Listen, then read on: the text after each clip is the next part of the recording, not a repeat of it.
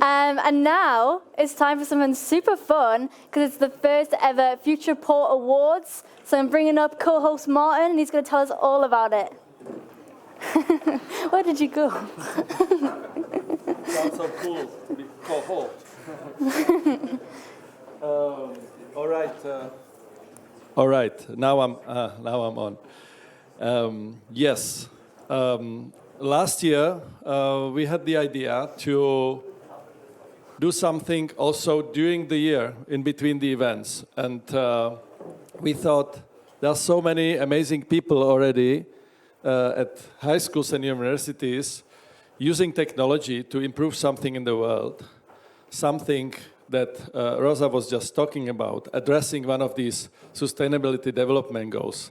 And we said, why don't we create an award for such projects? Why don't we create an award that takes already existing projects that are at least in the prototype or, proof of concept stage. It's not just an idea in your PowerPoint, but there's something already been done to show there is a way.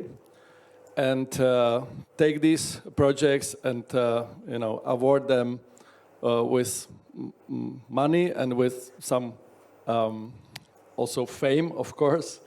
And pull these examples out, because the examples are always what inspires others to do something similar. And we want to do that. So we did that. We started the Futureport Awards. It was the first inaugural year. We didn't know at all how it will go. For a long time, we had 0 projects. But then again, the deadline was coming closer. And as we know, and especially in school, the deadline is when we do the things. So that was helping. And then a couple of amazing partners, like the Moonshot Pirates. You saw Marco here, who have an amazing community of students, helped us. There was College Life, another organization from Holland, and they spread the word. And in the end, we ended up with, I think, 33 projects. No, yes, doesn't matter. 33 projects with from 19 countries again, and we were totally amazed. And we were basically, spending a lot of days to go through all the projects and evaluate them with an amazing jury out of our speakers. And we come to the award ceremony, which we'll have right now. We have chosen the 3 top teams. They will all now present their projects. There are 2 projects that couldn't make it in time to be here on stage, so they will be remotely. And 1 project that is here in person. So we will have them now for their pitches. And it's important that you look at these projects and pay attention, because at the end of these pitches, we will be doing some voting for the Popular Choice Award. So these guys will be coming now in, and I think the first one will be a team from the African Leadership University in Kigali, Rwanda, a team called MEDI-XR. So if we have the team on, please bring them in.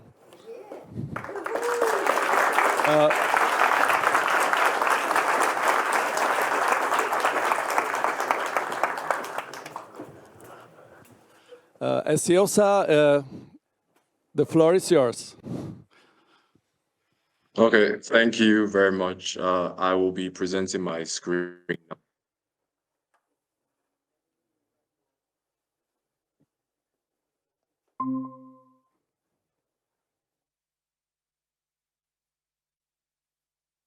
Okay, I'll be starting in 3, 2, 1.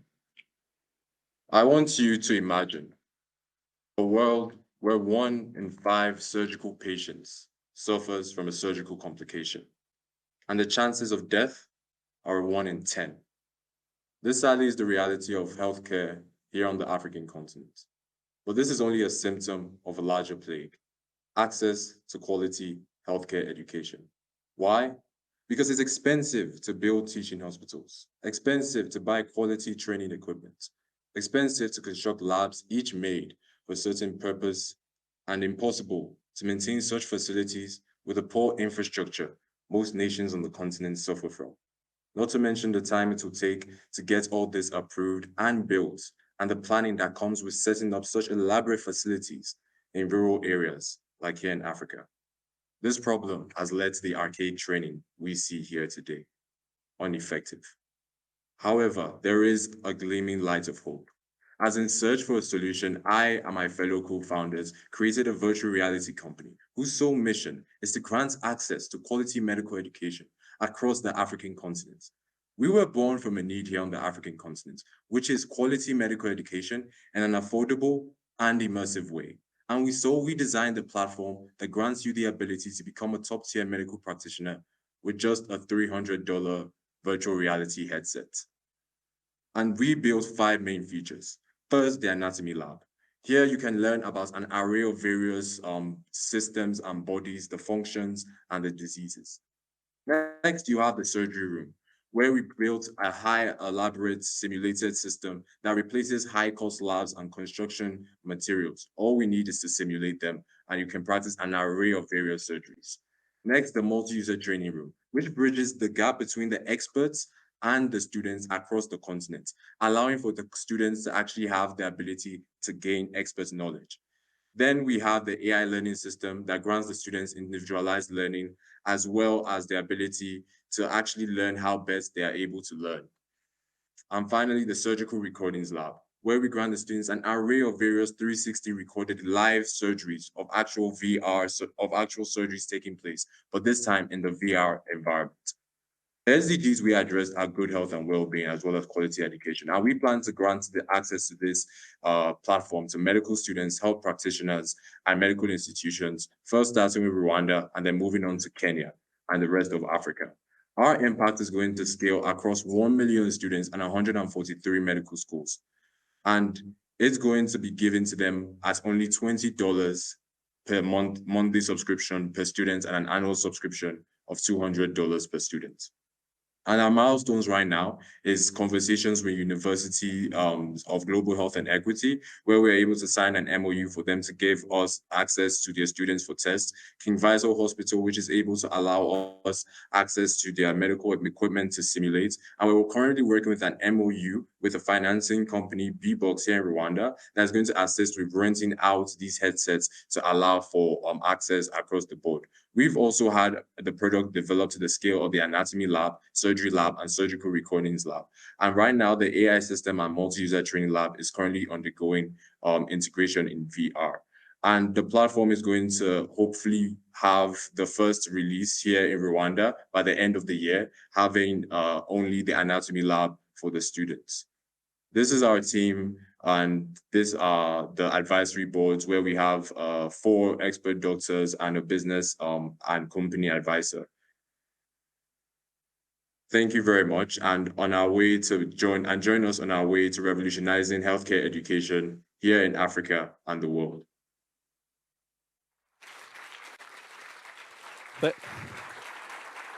Thank you, Esiosa. Oh, that was a beautiful pitch. Tell us, are you calling from Kigali, right?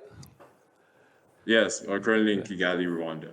Yeah, and do you know that we have the CEO of BBox sitting here with us in Prague? Yeah, I just found that out, and that was really fun to know. Well, what a connection! What a connection! Yeah, that's wonderful. So thank you very much, and we go on to our second speaker. It's Sidora. I hope I pronounce it right. Can you hear us, Sidora? Yeah. Yeah. Where are you calling from? I'm coming from India. Perfect. From Bangalore, right? Yeah. Yeah. Thank you. So what is the project you are going to introduce us? Our brains undergo structural and functional changes as we age. But Okay, go on. sometimes people can experience faster than normal brain aging, which may be early signs of neurodegeneration and diseases like Alzheimer's. Brain age refers to the predicted age of a person's brain based on patterns detected in their MRI scans compared to their actual chronological age. This difference is called your brain age gap, which is basically the difference between your real age and your brain age. Studying brain age is essential because a larger gap may mean your brain is aging prematurely, and it could be a red flag for cognitive problems down the road. So, finding accurate ways to calculate brain age would allow earlier screening of unhealthy brain aging related to dementia. That way, we can intervene sooner with lifestyle changes and treatments to slow the decline. Now, historically, brain age has been calculated using MRI scans that look at brain structure. They measure the size of your gray matter, which are the cell bodies of your brain cells. It also looks at white matter, which is the wiring between those cells. As we age, gray matter shrinks and white matter frays a bit. So, researchers have developed brain age models that look at how much gray and white matter you have compared to average people your age. The more your volumes differ from normal, the older your brain age. But MRIs can also measure something called as cerebral blood flow. This shows how much blood is delivered to each part of the brain. It turns out that blood flow changes a lot with age too. But most brain age studies ignore blood flow entirely and just use structural MRI. In this project, the goal was to see if adding blood flow measurements would improve brain age accuracy compared to MRI alone. The hypothesis was that looking at both structure and circulation could better detect subtle impacts of vascular aging on the brain. So, standard structural MRI scans from healthy adults aged 20 to 94 were collected. An advanced type of MRI called arterial spin labeling, or ASL was for short, was done. ASL scans basically measure cerebral blood flow in detail by tracking blood tagged with magnetic markers. With these two types of scans, MRI and ASL, we got both gray and white matter volumes and blood flow maps for each person. The multimodal imaging data was fed into machine learning algorithms to develop brain age prediction models. Different algorithms and combinations of MRI and ASL data were tested to build models to calculate brain age from the scans. The models were optimized by tweaking the settings so that they could most accurately estimate ages based on training data. Model performance was tested by having it predict ages for a completely new set of data. Across the board, it was found that models improved significantly when including blood flow from ASL on top of just structural MRI features. For example, the best combined model had a brain age error of 5.48 years, meaning on average, its predicted ages were only off by 5.48 years from people's actual ages. This is considered on par with state of the art public brain age models trained on much larger data sets. This shows that incorporating both aspects of brain structure and function better captures age-related changes than MRI alone.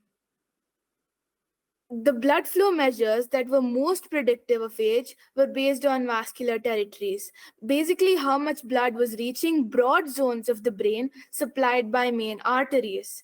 This makes sense because there's regional variability in how much blood flow declines with age depending on the artery. Also, vascular issues like stiffening of arteries are a known contributor to dementia. So, including blood flow by vascular zone better indexes those aging effects. This could allow for finer detection of subtle brain aging patterns years before full-blown dementia sets in. And catching those early changes is key for intervening and slowing further decline. Thank you.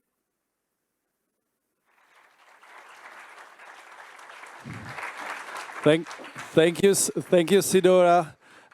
Could you just share also, you are a high school student, right? Yeah, Yeah. How old are you? I'm 15. 15. Okay. Just for the record. And you, Elsa? Just to. I'm 19 and a university student. Oh, so old already. Yeah. All right. Okay. Thank you, both of you. And as I said, we have the third team here in the venue, I hope. And that's a team of Boris Borisov from Technical University of Sofia. If you can come up. Some applause. Hi. Hello. Hello. Please take those seats and yes, press the mic. And you'll introduce us your UV solar lamp project, right?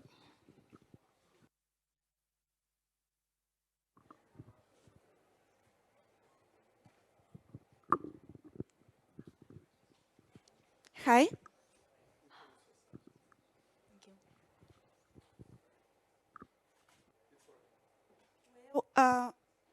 Do you hear me? Okay. Well, first of all, hello everyone. It's such a pleasure for us to be here today, and we are grateful for the invitation. It's so inspiring to be among all of you amazing young people. We are from Bulgaria, and I'm Michaela Ilieva. This is my team partner, Boris Borisov. Before we go into the technical part of our project, we want to share with you actually the most important, and that is our inspiration.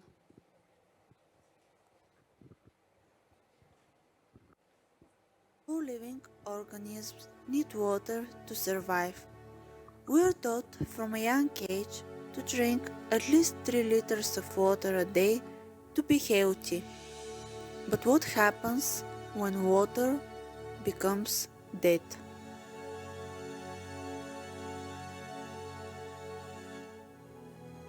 Almost 2 billion people use a source of contaminated water.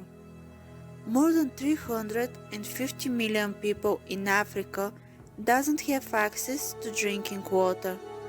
But the problem isn't only in that continent. At least 320 million people in China also lack access to clean water. In another big country, India, about 20% of the most common diseases are related to the contaminated water. Yet, that's not even the worst part. We all want a brighter future for our kids one day. But each year, almost 1.5 million children face the death because of the water pollution. Here in Europe, we all are privileged to have access to clean water. And if we really crave for a brighter future, let's make the future bright for everyone.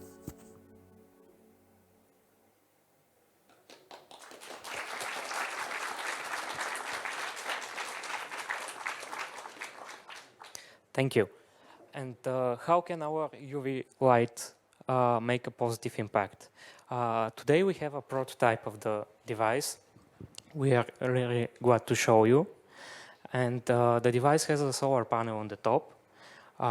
It can be charged from the sun. And on the bottom there are UV LEDs that can be used for disinfecting contaminated water. It can be placed quite conveniently on the top of a glass, for example, like that. And it kills all the bacteria. Now, I would like to talk briefly about the key specifications. As you can see, there is a 3D model of the PCB. Also, charging time is 2 hours through USB and 10 hours through the solar panel. Next, there is the schematic. For most of you, probably you don't understand it unless you are not an electrical engineer. It has a charging controller and a LED driver.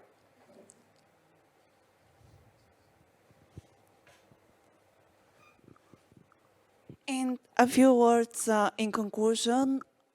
Water pollution causes the death of 3.5 million people every year. But how can we change that? We are all here to make the future brighter. So one of our main ideas is to think green and use the UV light. No chemicals are needed for that. And make the sun our best friend by using solar energy to help people all around the world. I would like to add that the idea of the project is to get the energy from the sun and use it the way we like. Thank you. Thank you.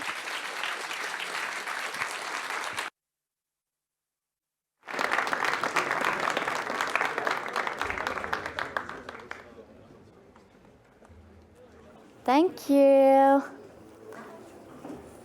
So good to hear from everybody. And now you've all heard those pitches. We've got the official jury's vote, but they will not be revealed for a little bit now. But what we do want to know is who was your favorite? So we're going to do the people's choice right now. If I can get the QR code back on the screen and we can do a little Mentimeter vote. Who was your favorite project? Who do you think should be the winner?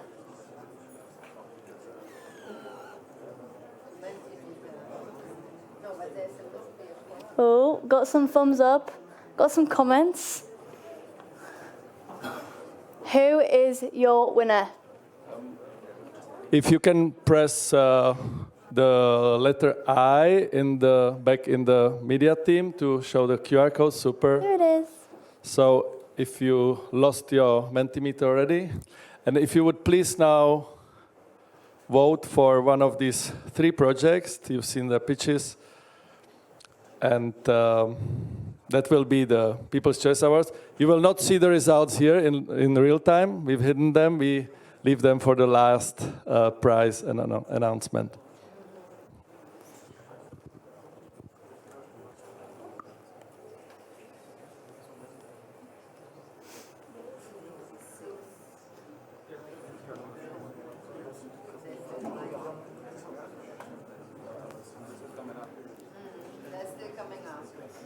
Yes, we will be waiting a bit to see the votes coming in. The little person there.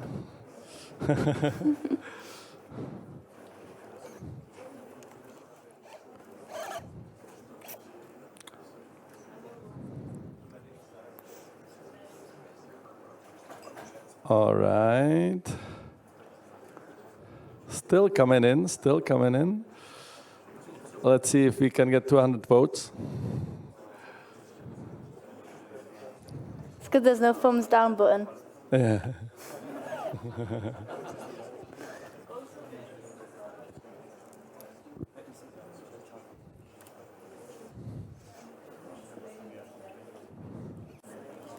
So, one more minute, and then we please ask the media team to close the voting. Oh, we have 201, 202.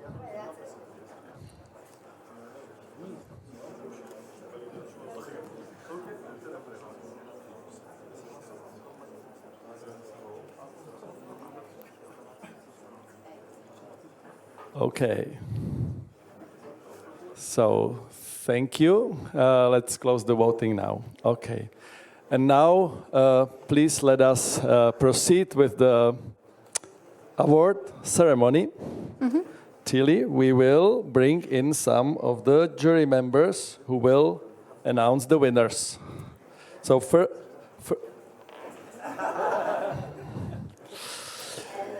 first is Elnas. Would you please come and announce the third place?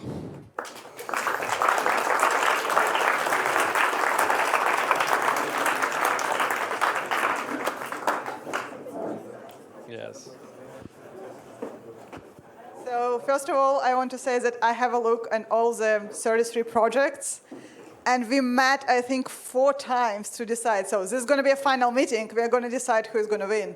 And then we met again. This is final meeting. We're going to decide who's going to win. And sadly, on the last 4th meeting, I didn't attend. So I know the email, I know the top 3, but I don't know which one is the 3rd one. So for me, it's also going to be a surprise. But I want to let all the team know who participated that it was indeed a difficult task to do, to judge all of these projects. And so, number 3, the bronze winner, is a UV lamp for disinfecting with the solar charging. Boris and the team, thank you.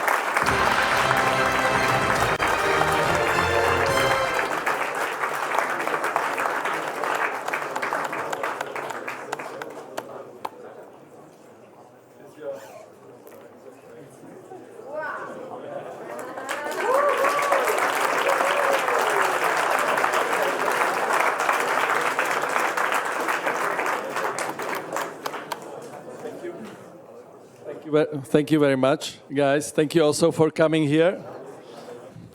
And good luck with your project. It's important. Next up to announce 2nd place, we've got Roman.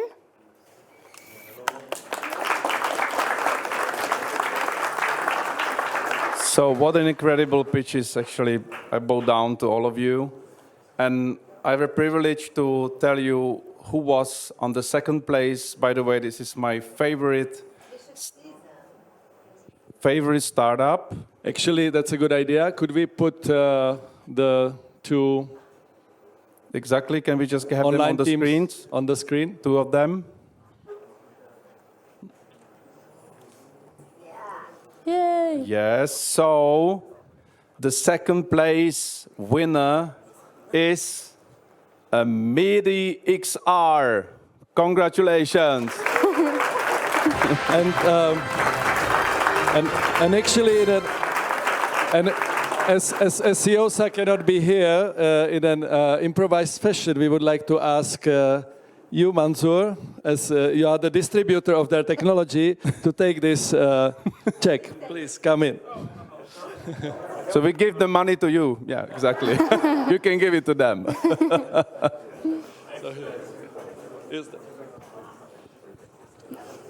And will you actually do it? I will do it. I will deliver it.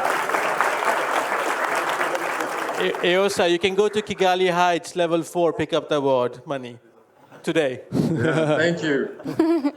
Thank you. Oh, sorry.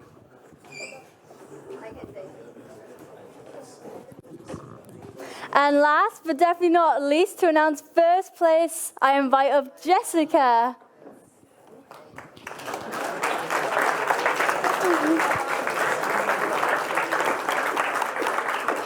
Hello guys, it's again a pleasure to be here, again on stage, and especially to announce the winner. I must say, I was going through the 33 applications, and it was a very tough decision to make with all the judges, but without further ado,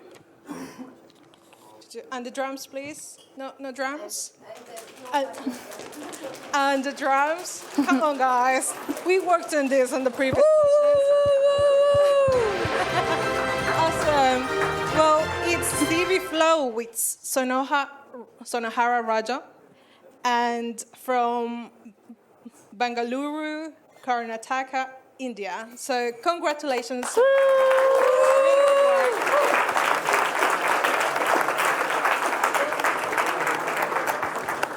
And again, as the Czech embassy was 2,500 kilometers away for Sidura, so she couldn't make it in time to be here, I asked Jessica to take it. Don't worry, I won't take the money. I'll be sure you take it. But guys, if you can take, I don't know, like, I can't even say selfie, but picture, tag, please. The winners, Sonohara, she really, really worked very hard, and mega congratulations. You're doing an amazing job. Yeah. We've checked your project with some of the local top neuroscientists, and one of them said, "Oh, if she's 15, I'm returning my diploma." So, So congratulations, Indira.